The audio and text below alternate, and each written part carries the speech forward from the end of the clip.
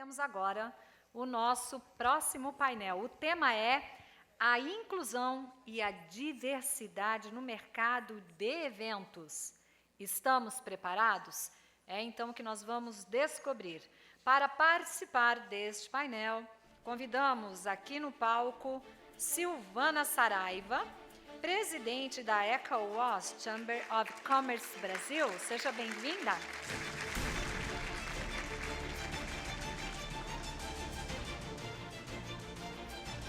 Chamamos também Flávio Andrade, diretor da All-in-One.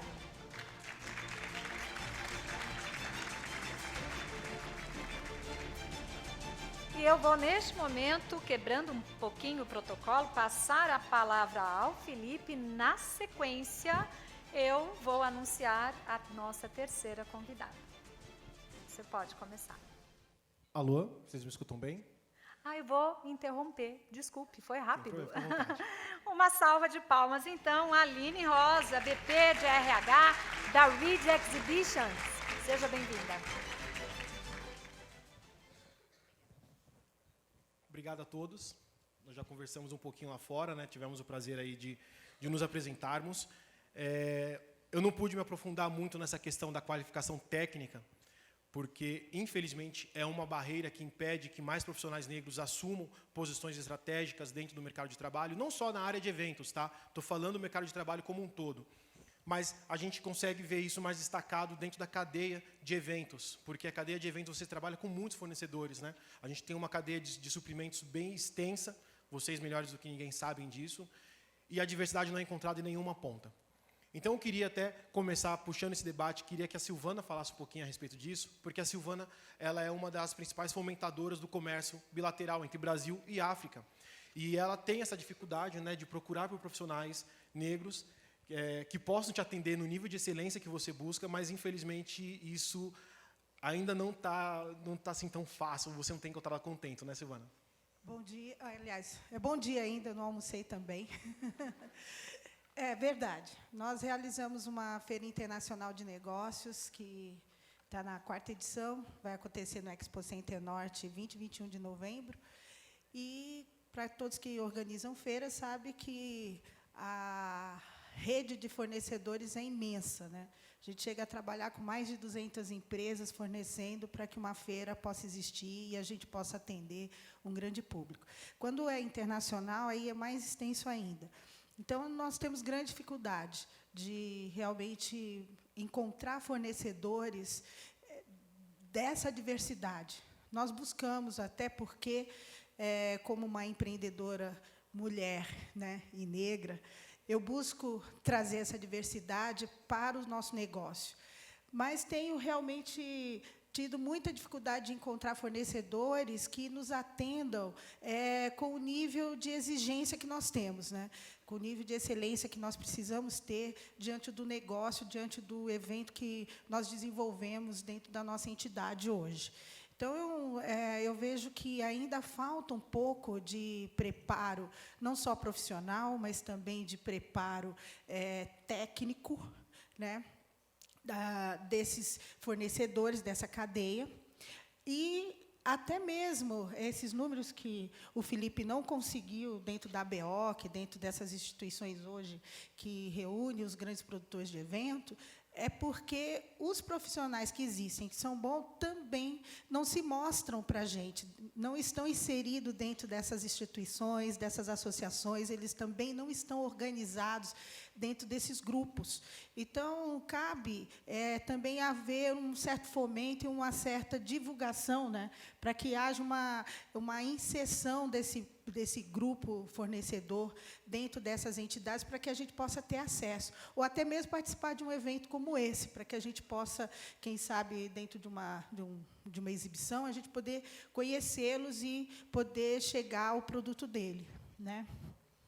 Essa questão do preparo técnico, ela afeta não só dentro da cadeia de eventos, mas também ao público de recursos humanos, né, Aline? A Aline afeta bastante. A Aline é VP Américas da Reed Exhibition, uma das maiores produtoras, fornecedoras aí da cadeia de eventos, né, organizadora de eventos, cadeia mundial. E conversando com ela, ela falou que isso acontece até para você recrutar dentro de casa, né?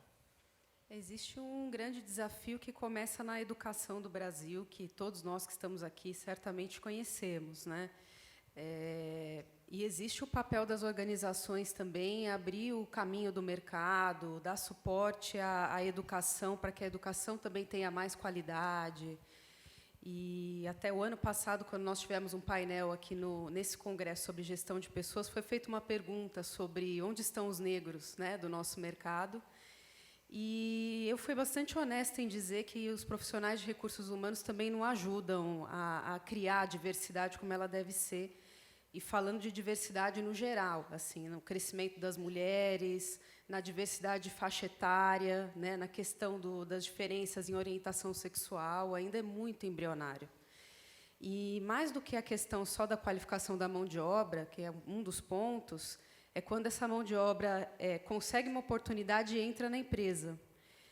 E aí existe uma coisa que a gente chama de viés inconsciente, que às vezes a liderança não consegue nem perceber o porquê que ela não aprova aquele candidato, ou porquê que eu não dei a oportunidade para aquela pessoa que vem de um segmento de diversidade diferente do meu.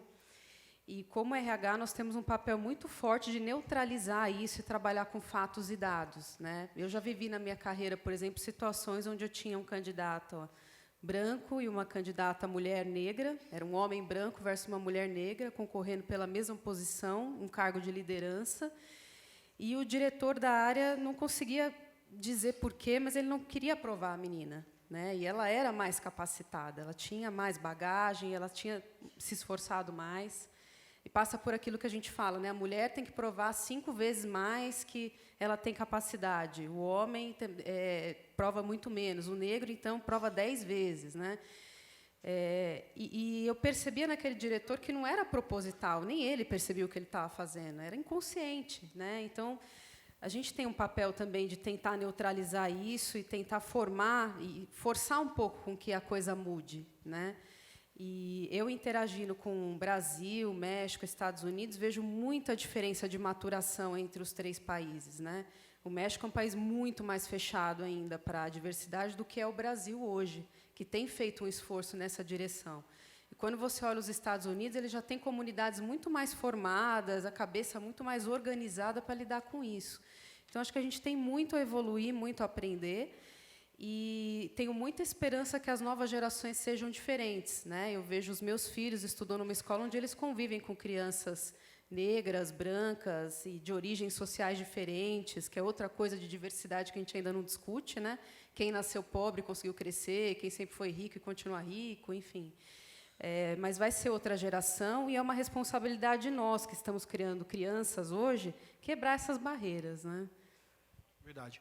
Você comentou sobre a diferença entre Brasil, México e Estados Unidos, e eu até usei no meu slide, né, o exemplo da Rachel Maia versus 2 esportistas, um inglês e o outro norte-americano, e a gente vê que os Estados Unidos lida com essa questão, não só da diversidade racial, mas da maturidade do mercado de eventos de uma maneira muito diferente, né? Queria até pedir para o Flávio Andrade, hoje ele é diretor da rede All in One, e ele morou mais de 10 anos lá nos Estados Unidos, e ele vivenciou muito bem disso. Eu conversei com ele, ele falou que algumas empresas, algumas redes mundiais de hotéis têm, inclusive, um setor especificamente para fomentar a diversidade. Certo, Flávio? Em realidade, eu comecei na hotelaria e eu tive a graça de começar no Rio de Janeiro, né, na IHG, na época era Intercontinental Hotels Group, e fiz 40 anos de carreira nessa rede e vivendo em diferentes países das Américas. Eu morei 10 anos nos Estados Unidos e realmente lá tem, em cada empresa multinacional, o departamento de diversidade. E esse departamento de diversidade, ele realmente foca em treinar, em preparar tecnicamente essas pessoas para que eles possam fazer a diferença. Eu comecei há 40 anos atrás limpando o chão numa cadeia internacional, fui muito agraciado, e cheguei a diretor-geral trabalhando nessa mesma cadeia por muitos anos. Então, e a filosofia lá é igual oportunidade para todos. E eu sou daquele que digo que alma não tem cor. Você tem que realmente... ela me explicava a situação da jovem, né? Até você falou como é que é? Meu santo não vai. Meu santo não bateu. E realmente, o santo não bate quando não se tem resultado. E eu acho que o profissional, você tem que procurar nele honestidade, transparência e resultado. Tem um ponto muito importante que eu gosto de enaltecer quando a gente discute a questão de diversidade, que é a questão da empatia. A gente trabalha com atendimento ao público, todos nós que estamos aqui hoje, a gente, de alguma maneira, faz um atendimento ao público dentro das nossas plataformas.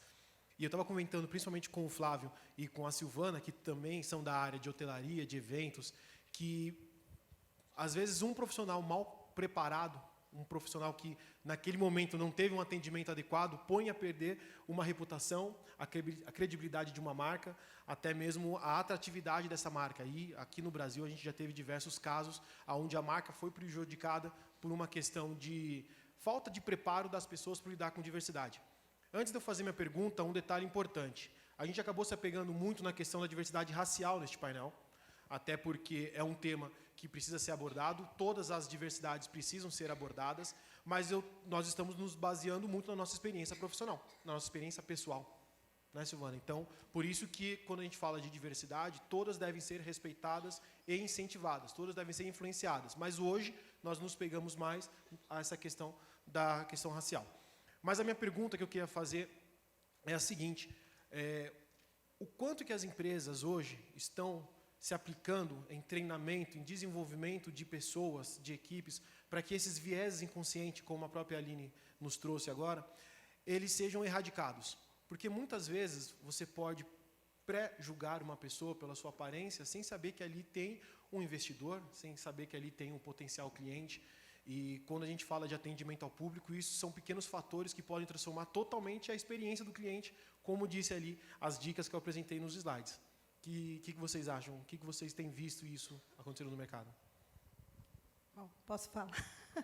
Bom, há 15 anos que eu trabalho com o continente africano e recebo aqui delegações de toda a parte da África, são 54 países. Na última edição, a gente teve 26.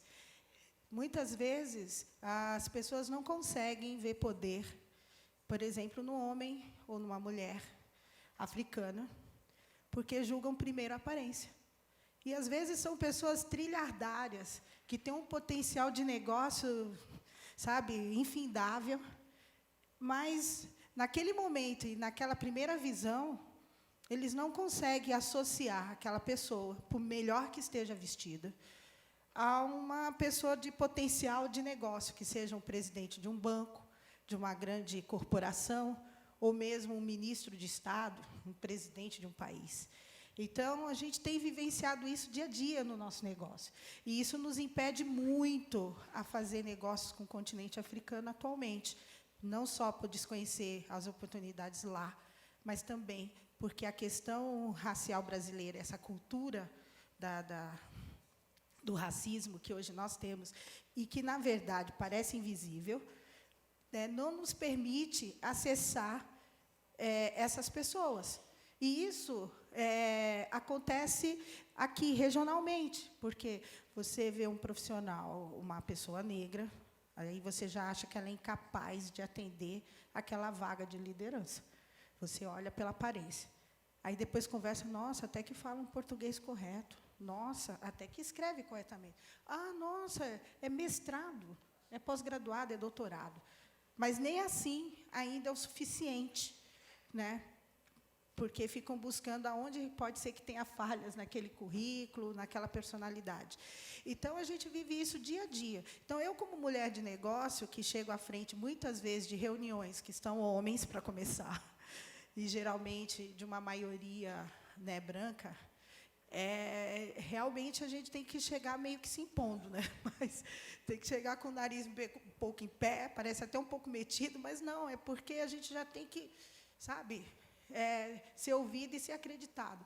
Então, é um desafio muito grande. E imagino que isso, para os RHs, também é um grande desafio, a partir do momento que ele decide por um candidato e o diretor, às vezes, olha e fala, não, esse candidato não me serve. Então, é muito conflitante isso. Esse caso, por favor, Flávio. Não, eu acho que o que eu fiz quando trabalhei aqui, porque tive a oportunidade de trabalhar nos Estados Unidos e logo aqui, eu trouxe para dentro da empresa que eu trabalhava a cultura em questões de diferença racial, que eu aprendi lá. Então, eu comecei, junto com o grupo ICI, trazer pessoas da periferia. Nós entrevistávamos essas pessoas e nós ensinávamos a hotelaria. Tem muitos hoje que já têm posições de supervisões e etc. E têm sido excelentes funcionários. Então, não dava para mim continuar brigando, vocês não dão oportunidade. Eu comecei a criar o meu próprio pessoal e deu muito certo. Ali você tem um caso com relação à contratação muito similar ao que a Silvana comentou, né? Sim. Eu citei ele já para vocês, né? A diferença entre um homem branco, uma mulher negra, a dificuldade que foi para trazer os fatos à mesa e fazer o diretor tomar uma decisão correta, né, em relação à escolha da pessoa. E foi muito feliz a gente conseguir realmente quebrar esse viés dele. E tempos depois eu retomar essa conversa com ele, falei assim, poxa, você está vendo como essa pessoa está performando bem? O que será que aconteceu naquele momento, né, que a gente quase não contratou essa pessoa? E é aí que eu acho que a questão não está em treinamento, está em conversas, né? O assunto, infelizmente, é tabu. Quando você fala de tudo, quando você fala do trans, quando você fala da faixa etária, né? Eu lembro de uma vez que eu contratei um coordenador de 54 anos e a CEO da empresa quase me matou. Falou, mas Aline, essa pessoa tem 54 anos. Eu falei, poxa, mas que bom, né? Olha quanta experiência a gente vai conseguir com uma pessoa dessa e um monte de gente jovem que não tem ainda a experiência técnica suficiente, né? E, poxa, o cara se deu super bem, muito respeitado, se integrou com a equipe, estava lá nas festinhas, no happy hour e tudo mais, né? Então, passa pelo julgamento, né, que a Silvana falou, mas será 54 anos tem energia para trabalhar? A gente não vai nem conseguir se aposentar, né, gente? Se achar que 54 anos está difícil trabalhar, imagina com 70 e 80, que eu não sei o que vai ser da nossa geração.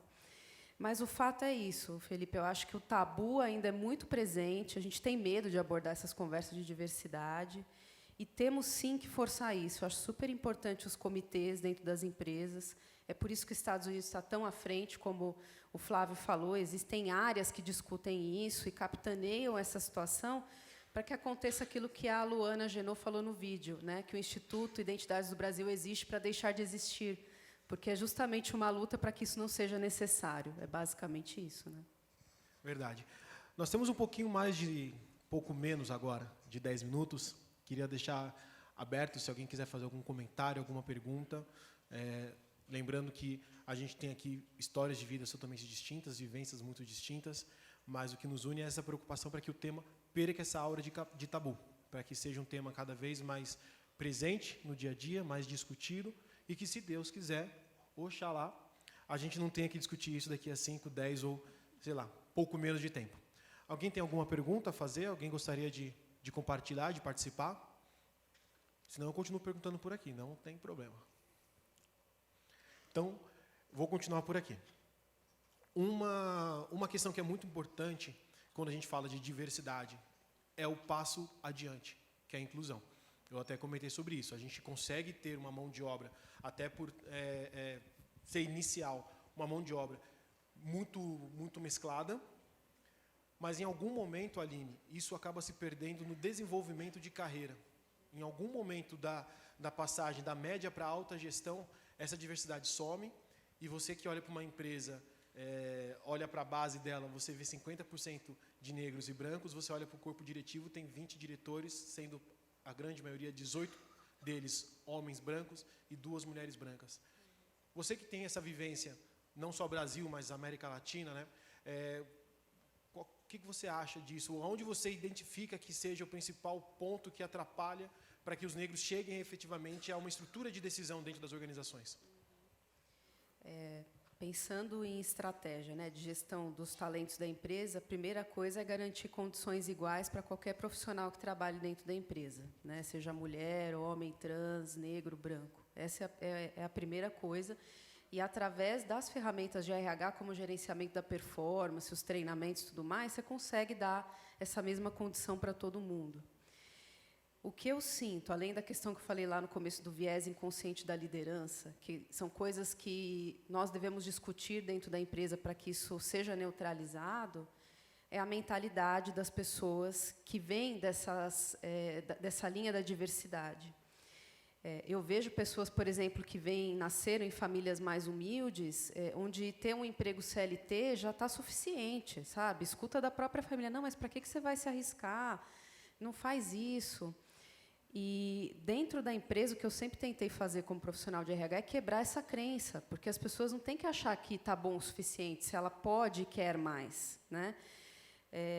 Eu fiquei super feliz quando eu conheci a Silvana, por exemplo, e vi a coragem que ela teve de quebrar diversas barreiras, assim como o Flávio, que saiu do Brasil, foi para os Estados Unidos, falou, não sei o que será de mim, mas irei, né?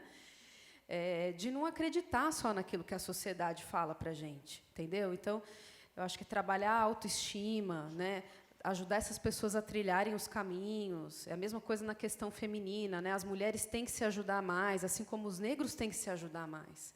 Vocês falando para as pessoas, as histórias de vocês inspiram, né? Faz com que você acredite que sim, é possível, né? Então, eu acredito que esse é o caminho. Você usou um gancho que eu vou aproveitar, para a gente aproveitar os nossos últimos 5 minutos, que é justamente essa questão do como o mercado de trabalho absorve o profissional negro. A Silvana tem uma história de vida muito bacana, porque ela estava comentando com a gente que ela teve uma carreira até de destaque na finada Varig, mas em algum momento ela sentiu essa barreira. E ela, para dar vazão a todos os seus planos de vida, ela preferiu ir para o caminho do empreendedorismo, certo? Isso é o que acontece com a maioria das pessoas que não encontram o mercado de trabalho. Então, por questões etárias ou por questões, principalmente, da diversidade. Então, a saída é o empreendedorismo. Então, para eu conseguir o que eu queria, que é não só ter mais poder econômico, mas também ser um pouco mais valorizada dentro dos meus talentos, daquilo que eu queria para a minha vida enquanto profissional, eu tive que me transformar em empreendedora. Então, eu saí da Varig para ser empreendedora. Depois, a Varig me contratou como empreendedora, contratou a minha empresa para fazer o que eu já fazia lá dentro e não tinha valor. E, fora dela, eu tive mais valor. Então, isso é uma coragem mesmo, porque você perder, às vezes, um fundo de garantia, perder o convênio médico, perder as festinhas de final de ano, né, os sorteios e outras, etc., que fazem de incentivo a funcionário, é difícil. Você fica pensando, meu Deus, será que eu pago a conta no final do mês?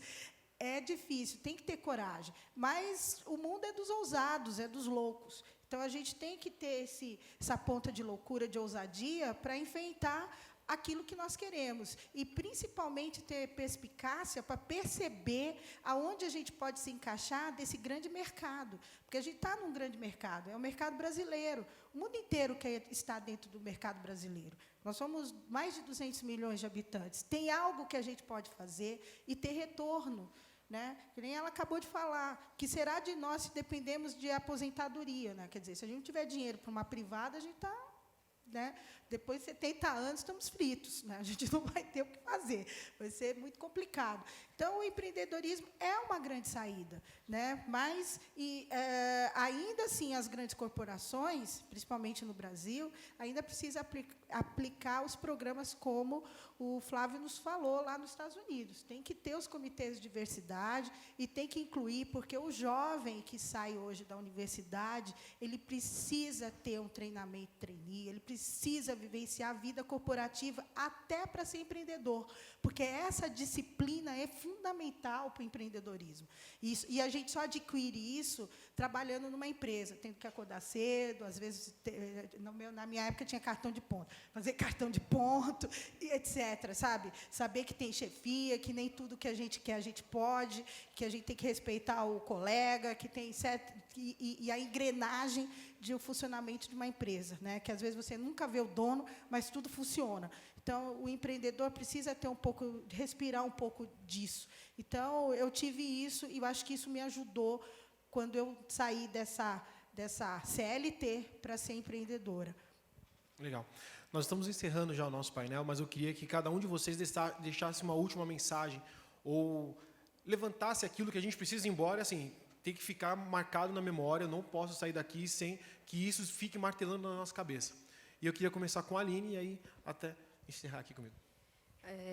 A mensagem que eu queria deixar para todo mundo que está aqui é: se cada um de nós conseguir ajudar uma pessoa que tem a crença de que ela não é capaz, simplesmente porque ela é negra, mulher, trans, gay, enfim, o segmento de diversidade que ela for, se cada um de nós conseguir ajudar essas pessoas a quebrarem essas crenças, uma pessoa que seja, você já está transformando uma vida. Nós não temos a percepção do poder que é da palavra que a gente pode dar para uma pessoa como essa, tá? E muitas vezes não são as pessoas que estão no convívio dela que ajudam a abrir esses olhos. Então, eu convido cada um aqui a abrir as portas e ajudar alguém que não está conseguindo perceber o caminho do sucesso. Bom, eu gostei muito do olha para o lado. Realmente, você olha para a direita, para a esquerda e não vê, né, um negro, um trans. Eu sou mais da diversidade. Eu gosto muito mais de curtir a diversidade. A minha sugestão é que vocês passem a agir como coach ou como conselheiro para essas pessoas, que vocês realmente digam para essas pessoas o que elas não ouvem. Eu, por exemplo, eu tenho pessoas que, quando eu trabalhava no hotel, eu fazia mesa redonda, chamada face to face. E eu levava camareiras, arrumadores, não importava de que área fosse, ou onde morasse, para sentar comigo dentro do meu escritório, e a gente trocava uma ideia de 2 horas com um coffee break, e as pessoas se automotivavam, né? Eu sempre digo também para as pessoas que a moça que arruma a minha casa, ela come da mesma comida que eu como, e ela senta onde eu sento. Normal. Então, essas pessoas, elas vão estar mais para o seu lado do que contra você. É isso aí que vai eliminar aquela coisa que a gente tem medo, eu tinha tanto medo de processar a justiça de trabalho, isso porque eu sou negro, ou porque eu sou isso, eu sou aquilo. Então, essa é a mensagem que eu deixo para vocês. Bom, Bom, a minha mensagem é simples. Bom, quando eu viajo para a África, eu chego lá e, de repente, eu descubro que eu não tenho cor. E eu sou eu mesma. Eu que eu faço, meus valores, sabe? A minha história, sou eu. Quer dizer, a última coisa que eu vou pensar, aliás, nem penso nisso, porque até esqueço disso. Então, na verdade, nós não temos cor. Nós somos brasileiros, e eu falo isso, inclusive, para os brasileiros, afro-brasileiros. Olha, não pense que você é africano, você é brasileiro. Você não perdeu tudo que tinha da cultura africana, só indo no país africano para você entender. Então, nós precisamos valorizar a nossa brasilidade, que é diversa, sabe, que é miscigenada. Nós somos oriundos de diversas etnias, brancas e negras e índias. Então, a gente precisa entender isso. Como dizia o Florestan Fernandes, como dizia Darcy Ribeiro, sabe? A gente precisa entender que nós somos brasileiros. E, detalhe, nós não falamos português, nós falamos brasileiro. Sabe? Nós somos o único país que a gente diz de língua portuguesa que, na verdade, de português a gente fala pouco. A gente fala brasileiro. Então, se a gente tiver essa consciência da nossa brasilidade e aceitar que nós somos brasileiros, acabou o problema de cor. E depois aceitar as diferenças. Quer dizer, esse mundo trans, o pessoal, os especiais, sabe? A gente precisa entender que cada um tem seu talento. Então, a gente tem que respeitar e valorizar o talento de cada um. O seu, o meu, porque todos têm. Então, essa é a mensagem. Todos nós somos talentosos. E sejamos loucos. Sejamos loucos.